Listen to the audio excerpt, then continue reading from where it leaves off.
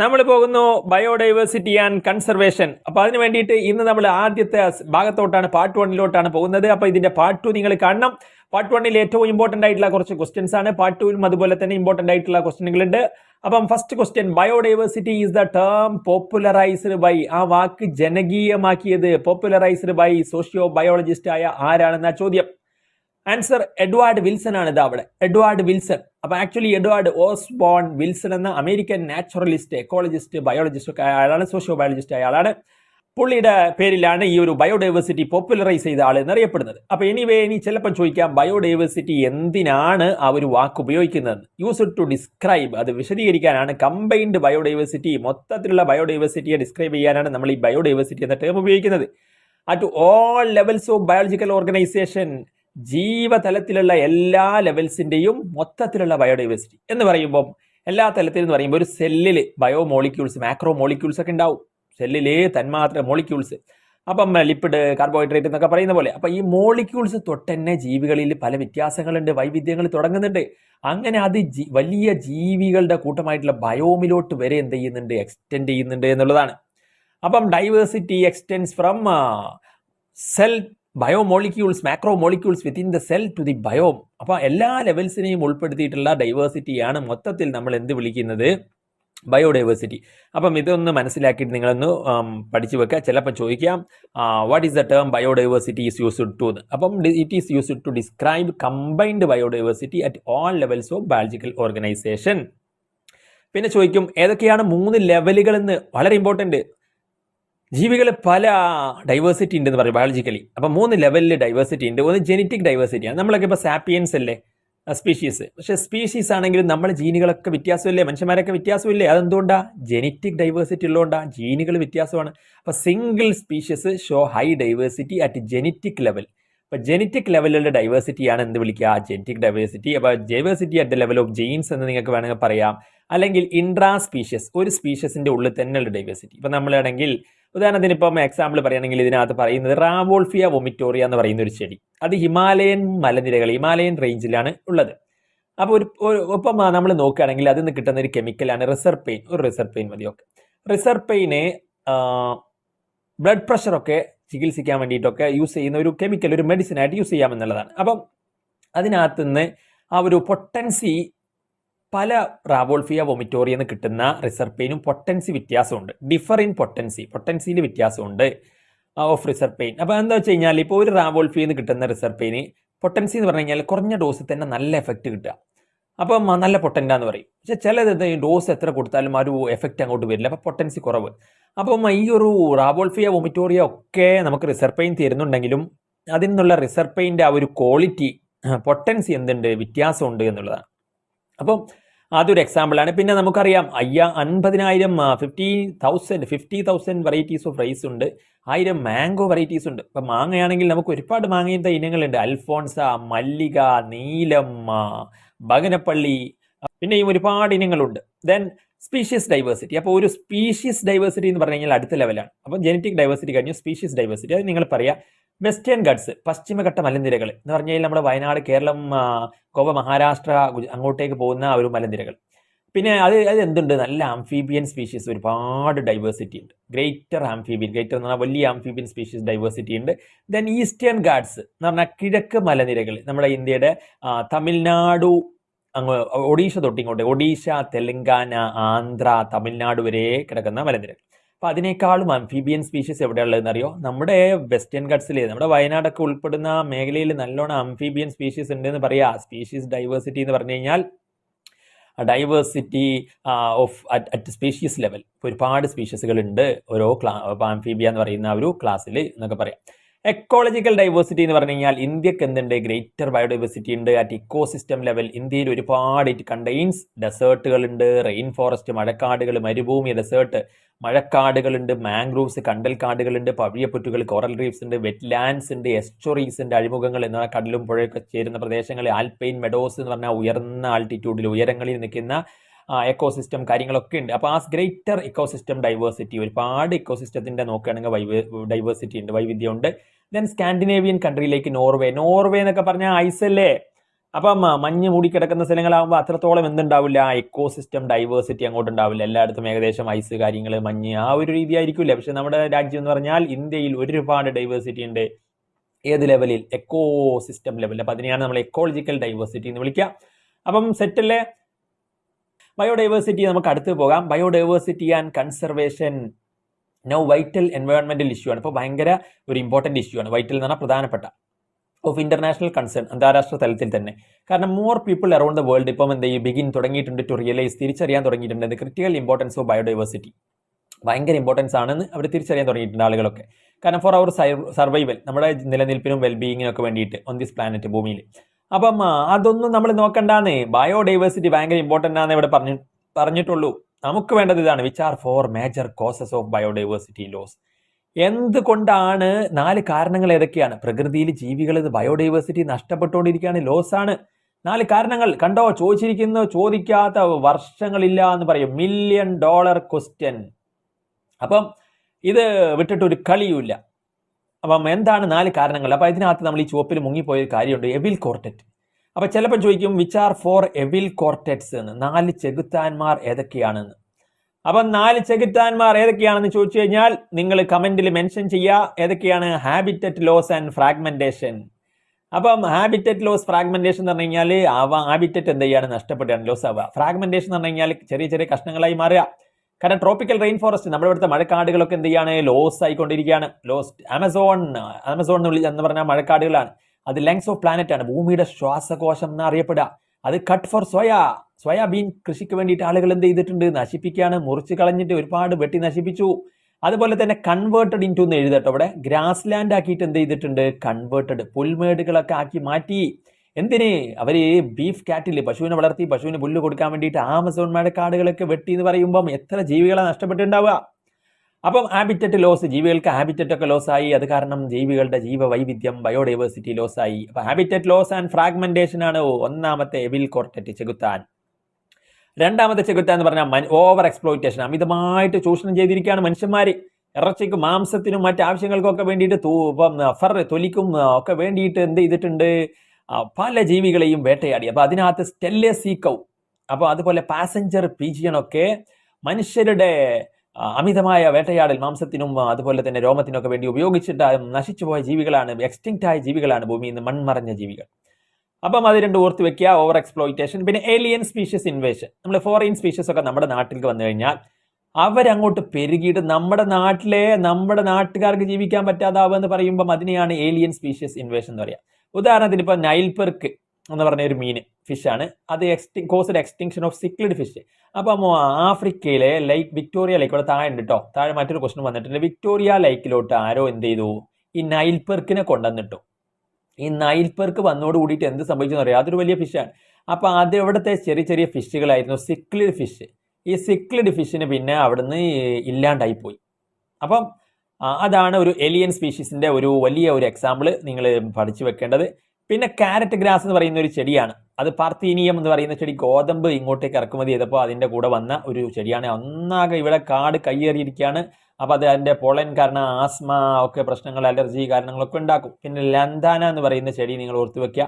പിന്നെ കുളവാഴ, നമ്മൾ ഈ കുളത്തിലൊക്കെ ഇങ്ങനെ പടർന്നു പിടിക്കുകയാണ്. അപ്പോൾ അതൊക്കെ എന്താണ്, നമ്മുടെ നാട്ടിലെ കുളത്തിലെ മറ്റ് ചെടികളൊക്കെ അങ്ങ് വളരാൻ സമ്മതിക്കണില്ല. അപ്പം അത് പറ്റുമോ, നമ്മൾ സമ്മതിച്ചു കൊടുക്കാൻ പാടില്ല, ഇല്ല. അപ്പോൾ അതൊക്കെയാണ് ഏലിയൻ സ്പീഷീസ് ഇൻവേഷൻ എന്ന് പറഞ്ഞു കഴിഞ്ഞാൽ. പിന്നെ കോ എക്സ്റ്റിങ്ഷൻ ആണ് അടുത്ത് എവിൽ കോർട്ടറ്റ്. അപ്പം മൂന്നാമത്തെ എവിൽ കോർട്ടറ്റ് നമ്മൾ പറഞ്ഞു ഏലിയൻ സ്പീഷീസ്. നാലാമത്തത് കോ എക്സ്റ്റിങ്ഷൻ ആണ്. ഉദാഹരണത്തിന് ഇപ്പോൾ ഒരു ഹോസ്റ്റ്, ഇപ്പം നമ്മുടെ ഡിപ്പെൻഡ് ചെയ്തുകൊണ്ട് ജീവിക്കുന്ന ഒരു പാരസൈറ്റ് നമ്മുടെ ബോഡിയിലുണ്ടെന്ന് വിചാരിക്കുക. അപ്പം നമ്മൾ ഹോസ്റ്റ് ഇല്ലാണ്ടായാൽ പിന്നെ ആ പാരസൈറ്റും ഓട്ടോമാറ്റിക്കലി എന്താവും, എക്സ്റ്റിങ്ക്റ്റ് ആവും, ഇല്ലാണ്ടാവും. അപ്പോൾ ഒന്ന് എക്സ്റ്റിങ്ക്റ്റ് ആയാൽ ഒബ്ലിഗേറ്ററി റിലേഷൻഷിപ്പാണ്, ഒന്നിന് മറ്റൊന്ന് വേണം എന്നുണ്ടെങ്കിൽ ഒന്നില്ലാണ്ടായാൽ മറ്റത് എന്താവും, ഇല്ലാണ്ടാവും. അതാണ് കോ എക്സ്റ്റിങ്ഷൻ.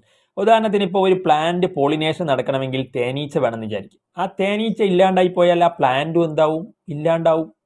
അപ്പം അങ്ങനെ കോ ഇവോൾവ്ഡ് പ്ലാന്റ് പോളിനേറ്റർ മ്യൂച്വലിസം എന്ന് പറയുന്നതും അതിൻ്റെ എക്സാമ്പിളാണ്.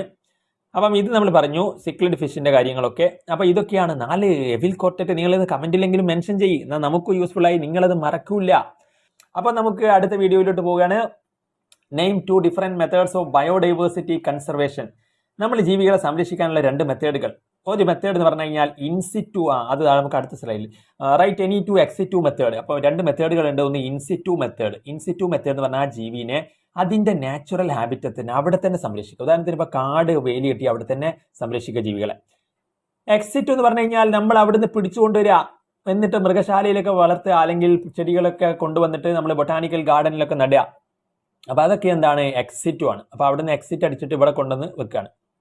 പിന്നെ അതിന്റെ ഡിഫറൻസ് ചോദിച്ചിട്ടുണ്ട്, ഡിഫറൻഷിയേറ്റ് ബിറ്റ്വീൻ. അപ്പോൾ ഇതും ഫ്രീക്വന്റ് ആയിട്ട് ചോദിച്ചൊരു ക്വസ്റ്റ്യൻ ആണ്. നമുക്ക് ആ ഒരു സ്ലൈഡിലോട്ട് പോകാം. ഇൻസിറ്റു കൺസർവേഷൻ എന്ന് പറഞ്ഞാൽ നിങ്ങൾ എഴുതുക അനിമൽ അല്ലെങ്കിൽ flora and fauna protected. Flora and fauna protected എന്താണ്? Animals and plants. അല്ലെങ്കിൽ നിങ്ങൾ ഇങ്ങനെ എഴുതിയാൽ മതി, ഇനി ബുദ്ധിമുട്ടുണ്ട്. Animals and plants are protected in their natural habitat. അപ്പം animals and plants protected in their natural habitats, അല്ലെങ്കിൽ നിങ്ങൾക്ക് flora and fauna are protected in their natural habitats എന്ന് എഴുതാം. Protected in their natural habitat. അപ്പോൾ അതാണ് നമ്മൾ എന്താ പറയുക ഇൻസിറ്റു, അവിടെ തന്നെ സംരക്ഷിക്കുക.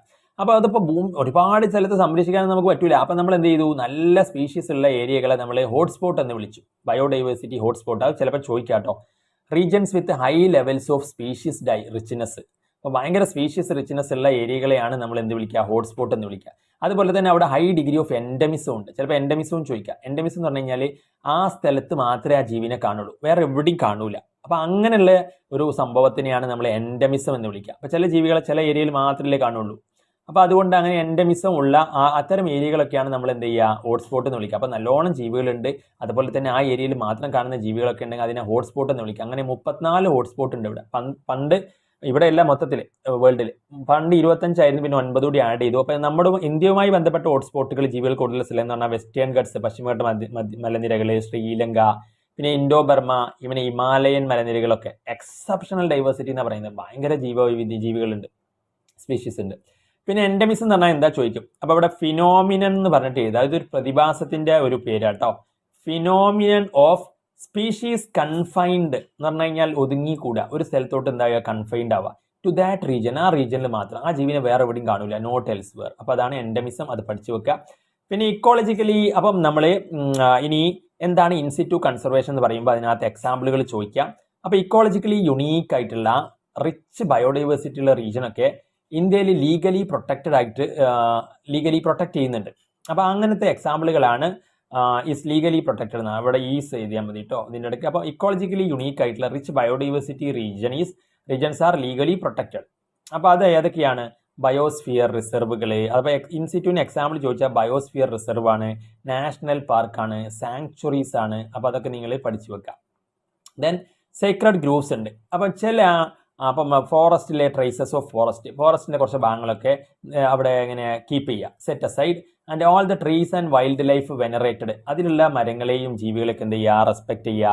ദെൻ പ്രൊട്ടക്ട് ചെയ്യുക. അപ്പം അങ്ങനെ ഒരു ആചാരത്തിന്റെ, കൾച്ചറൽ അല്ലെങ്കിൽ റിലീജിയസ് ബിലീഫിന്റെ as part of cultural or religious belief നിങ്ങൾക്ക് ഇവിടെ എഴുതി വെക്കാം. അപ്പം ബിലീഫിന്റെ ഒക്കെ ഭാഗമായിട്ട് traces of forest were set aside, ഇങ്ങനെ കീപ്പ് ചെയ്യുക. എന്നിട്ട് ട്രീസും വൈൽഡ് ലൈഫൊക്കെ ജീവികളൊക്കെ വെനറേറ്റ്, റെസ്പെക്ട് ചെയ്യുക, പ്രൊട്ടക്ട് ചെയ്യുക. അപ്പം അങ്ങനെയുള്ള ഏരിയകളാണ് കാസി ജയന്തി. വേണമെങ്കിൽ ചോദിക്കുക കേട്ടോ, ക്രിസ്മസ് എക്സാം ഒക്കെ ആയതുകൊണ്ട് മേ ബി നമ്മൾ എക്സ്പെക്ട് ചെയ്യാത്ത ക്വസ്റ്റനുകളൊക്കെ വരാമല്ലോ. അപ്പോൾ Kasi Jaintia hills in Meghalaya, Aravalli hills of Rajasthan, western guts of regions of Karnataka, Maharashtra, Surguja, Chanda, Bastar areas of Madhya Pradesh, പിന്നെ മേഘാലയ ഏരിയകളിലൊക്കെ കാണുന്ന മേഘാലയ. അപ്പോൾ മേഘാലയയിലൊക്കെ അതുപോലെ ഡൈവേഴ്സിറ്റി ഉള്ള സൈക്രഡ് ഗ്രൂവുകളൊക്കെ ഉണ്ട്. ആളുകൾ റിലീജിയസ് ബിലീഫ് അല്ലെങ്കിൽ ട്രഡീഷണൽ ഒരു കൾച്ചറിൻ്റെ ഒക്കെ ഭാഗമായിട്ട് ഫോറസ്റ്റുകൾ എന്ത് ചെയ്യുക, പ്രൊട്ടക്റ്റഡ് ആൻഡ് വെനറേറ്റഡ്. പിന്നെ എക്സിറ്റു കൺസർവേഷൻ അടുത്തത്. അപ്പോൾ എക്സിറ്റു വെച്ചാൽ നിങ്ങൾക്ക് ഡെഫിനിഷൻ എഴുതണമെങ്കിൽ നിങ്ങൾക്ക് ഇങ്ങനെ എഴുതാം. ആൻ അനിമൽ ഈസ് അല്ലെങ്കിൽ എന്താണ് ഫ്ലോറ ഓർ ഫോണ. അപ്പോൾ നിങ്ങൾക്ക് നേരത്തെ പറഞ്ഞ പോലെ തന്നെ ഫ്ലോറ പ്ലാന്റ്സ് അതുപോലെ തന്നെ മൃഗങ്ങളൊക്കെ എന്ത് ചെയ്യാണ്, is taken from their natural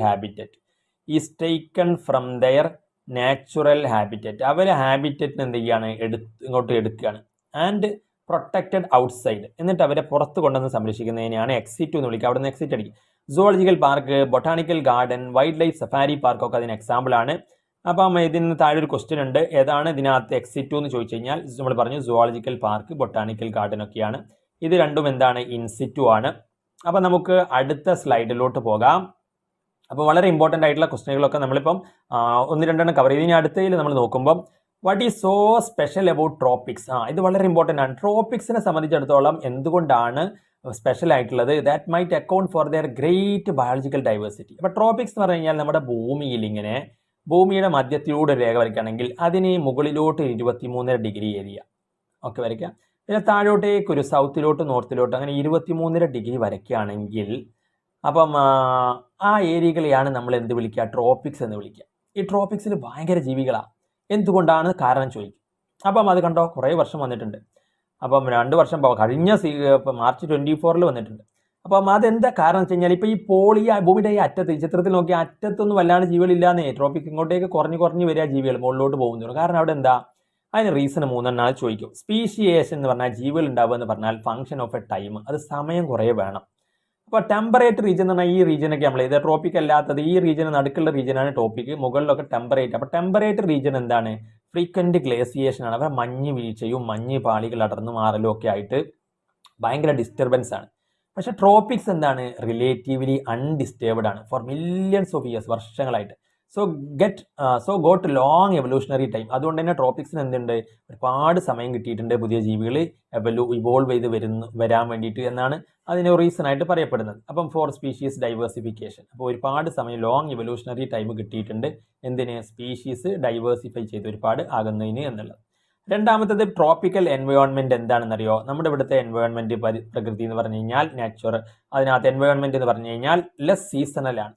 അപ്പം റിലേറ്റീവ്ലി കോൺസ്റ്റന്റ് ആൻഡ് പ്രഡിക്റ്റബിൾ ആണ്. അപ്പോൾ സീസണൊക്കെ എന്താണ്? പെട്ടെന്ന് ചേഞ്ച് ചെയ്യുന്ന ടൈപ്പ് അങ്ങനെയല്ല. നമുക്ക് കോൺസ്റ്റന്റ് ആയിട്ട് ഏകദേശം ഒരു കാലം ഒരു സമയം ഇന്ന സീസൺ അങ്ങനെ പ്രഡിക്റ്റ് ചെയ്യാൻ പറ്റുന്നതാണ്. പക്ഷേ ടെമ്പറേറ്റ് റീജിയനിൽ പെട്ടെന്ന് സീസൺ അങ്ങോട്ട് പെട്ടെന്ന് ചേഞ്ച് ചെയ്യുന്നുള്ളതാണ്. അപ്പം അതുപോലെ തന്നെ സച്ച് എൻവയോൺമെന്റ്. അപ്പം നമ്മുടെ tropical environment lead to niche stabilisation. അപ്പം ജീവികൾക്കൊക്കെ അവരുടെ ആവാസ വ്യവസ്ഥകളൊക്കെ നന്നായിട്ട് സ്റ്റെബിലൈസ് ചെയ്യാനും അങ്ങനെ സ്പീഷീസ് ഡൈവേഴ്സിറ്റിക്കൊക്കെ എന്ത് ചെയ്യും? അതിലോട്ടൊക്കെ ലീഡ് ചെയ്യും എന്നുള്ളതാണ്. അപ്പോൾ സമയം കിട്ടും എന്നുള്ളതാണ്. Then availability of solar energy on Tropics. ഇവിടെ നല്ല സൺലൈറ്റ് ആണ്. അപ്പം ചെടികളൊക്കെ അടിപൊളിയായിട്ട് എന്ത് ചെയ്യാം? പ്ലാന്റ്സിനൊക്കെ അതിൻ്റെ ഫോട്ടോസിന്തസിസ് കാര്യങ്ങളൊക്കെ നടത്താം. അപ്പം നല്ല ബയോമാസ് പ്രൊഡക്ഷൻ, എനർജി പ്രൊഡക്ഷൻ കാര്യങ്ങളൊക്കെ വരും എന്നുള്ളതാണ്. നമ്മൾ പോവുകയാണെങ്കിലും ലൈക്ക്, കമൻറ്റ് നിങ്ങൾ ഇതുവരെ ഒന്നും ചെയ്തിട്ടില്ലെങ്കിൽ ലൈക്ക് ചെയ്യാം. അപ്പം അടുത്ത വീഡിയോ കാണാം. Thanks for watching.